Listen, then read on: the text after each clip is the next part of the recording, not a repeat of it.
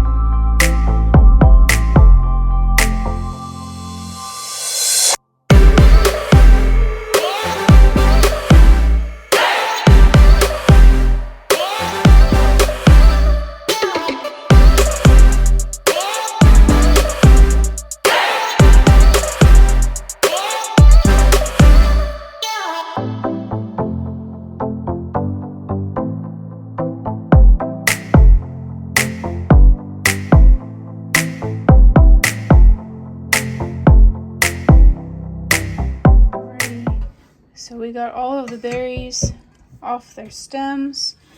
This is just going to go to the compost now. We can't give them to the chickens. I can reuse all of these bags on the other berry heads that are starting to turn purple and continue the process. But now I'm just going to fill up this bowl of berries with some cold water and a little bit of vinegar. This is going to help get rid of any bugs that are in there, and anything that floats I'll get rid of as well. And then I can dry these out and get them ready for my dehydrator.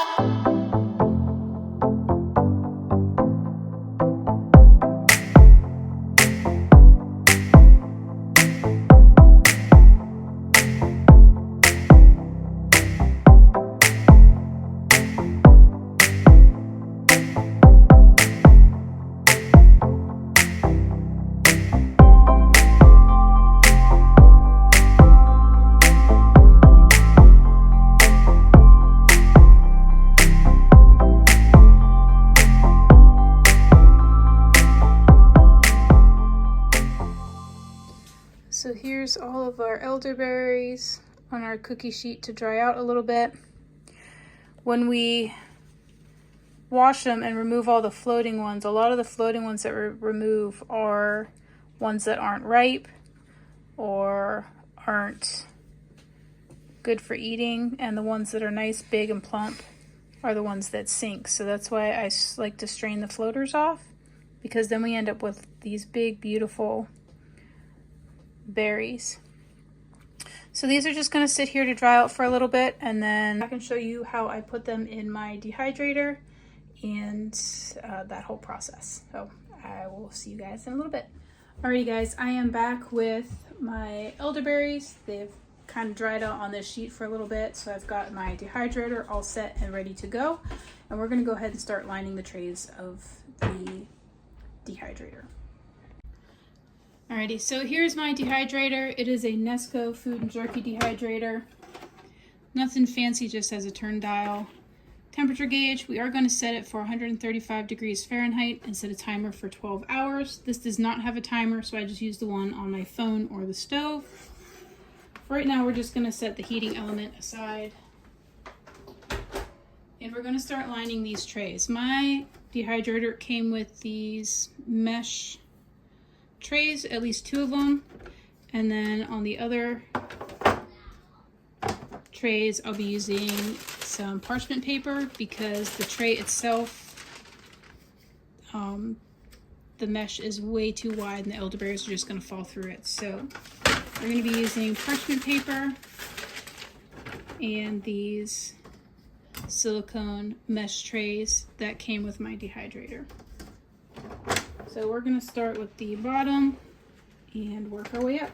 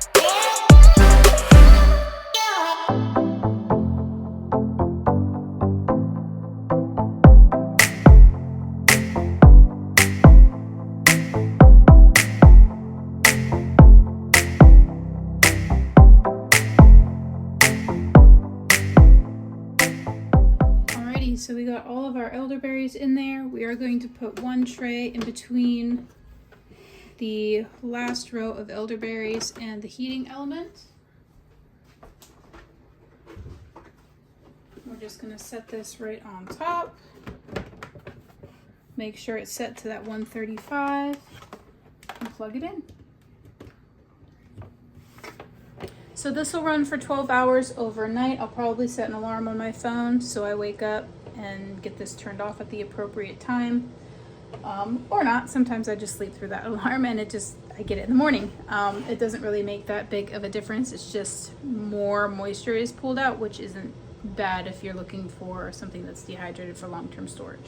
You want as much moisture pulled out as possible. So, but anyway, elderberries are a minimum of 12 hours. Sometimes you need more, depending on your altitude, the humidity of your house, etc. But that is what I'm going to do. I'm going to do 135 for 12 hours. I'm going to check on them, see how they do, and then either pull them out of here or let them go a little bit longer. But that pretty much wraps it up for today. I will see you guys tomorrow, and I'll show you how these turned out. Hey everyone, it is the next day, so it is day 2 of dehydrating my elderberries. I did end up going more like 14 hours with these versus 12. Some of the elderberries on the parchment paper layers weren't as dry as I would like, so I let them go another couple hours. But they are where I want them to be now, so I'm going to go ahead and open this up. I'm going to show you what the dried elderberries look like and how we're going to store them. All right, so we're just going to remove the heating element and set it aside. All right, I ended up not using this layer. And then here's our lovely, let's zoom in. Look at these elderberries, nice and dry and ready for storage. So I'm gonna grab a bowl.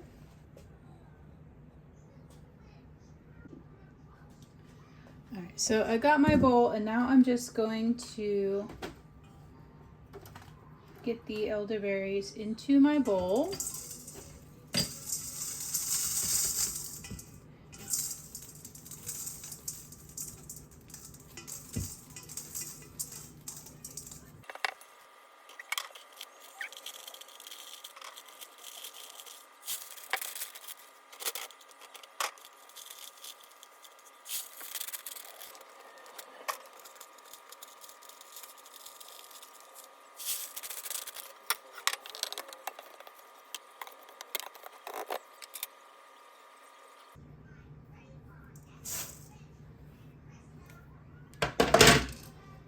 Alrighty, and there's all of our dried elderberries. They turned out absolutely beautiful, and these are ready for long-term storage. Alrighty, so for long-term storage, I'm going to be vacuum sealing these in batches. So each batch is going to be equal to one recipe for me to make elderberry syrup, and then in future batches I might do a larger batch, but for today I'm just going to do what I would use for one recipe. So I'm just going to cut my vacuum seal bags to the size that I want, which isn't too big.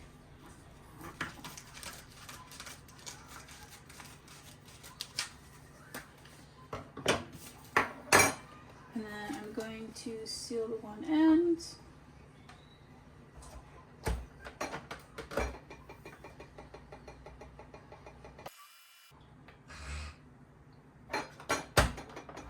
Okay, now my bag is nice and sealed. I'm gonna go ahead and put 3/4 of a cup of elderberries in here. So 1, 2, and 3. So that's gonna be 3/4 of a cup, and I'm gonna go ahead and vacuum seal it, and then I'll write the measurement and the date, and of course what they are on the bag. So we just stick the bag down in the seal there.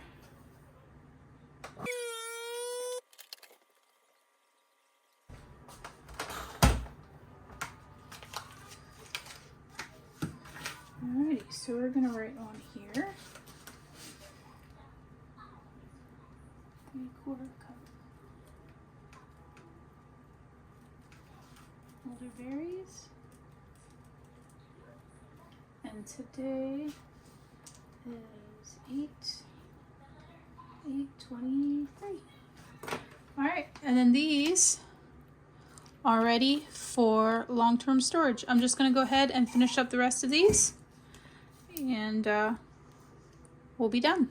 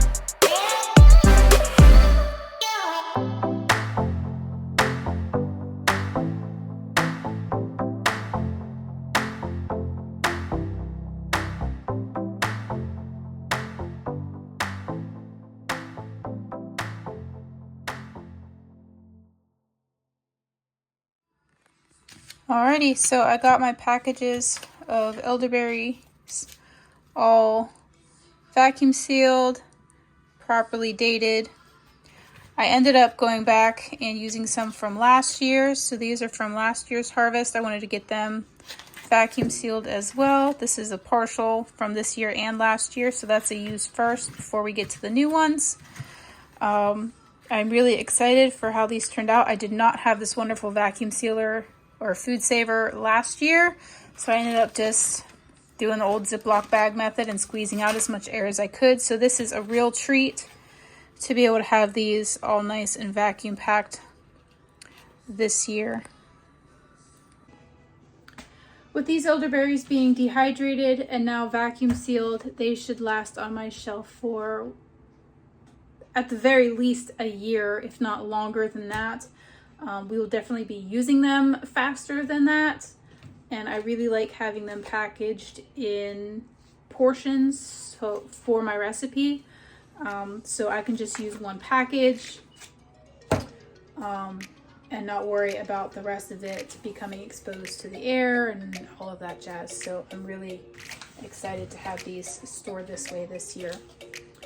If you guys have any questions about dehydrating your elderberries or how to store them for long term, go ahead and leave them in the comments below. I love hearing from you guys. And as always, thank you so much for watching, and remember to grow where you're planted.